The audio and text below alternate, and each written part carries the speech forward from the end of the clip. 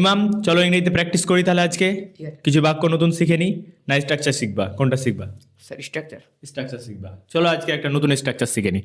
তাহলে আজকে আমরা শিখবো কোনো কিছু করে আমরা মজা পাচ্ছি, যখন এই ধরনের কিছু বোঝাবো যে আমি বই পড়ে মজা পাচ্ছি, আমি ইংরেজি শিখে মজা পাচ্ছি, আমি আইসক্রিম খেয়ে মজা পাচ্ছি, এই ধরনের বাক্য আজকে আমরা কিভাবে বলবো সেটাই শিখে নেব।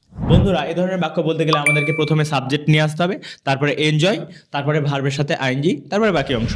আমি ইংরেজি শিখে মজা পাচ্ছি, এটার ইংরেজি কি হবে? I enjoy learning to English. Learning English. তাহলে হবে আই এনজয় লার্নিং ইংলিশ। ভার্বের সাথে আইএনজি হবে, তাই তো? টু হবে না ওখানে, তাহলে কি হবে? I enjoy learning English. তাহলে আমি বই পড়ে মজা পাচ্ছি। I enjoy reading book. Reading book না, বুকস হবে। Reading Books. বুকস। আমি বই পড়ে মজা পাচ্ছি, তাই তো? তাহলে আমি টিভি দেখে মজা পাচ্ছি। I enjoy watching TV.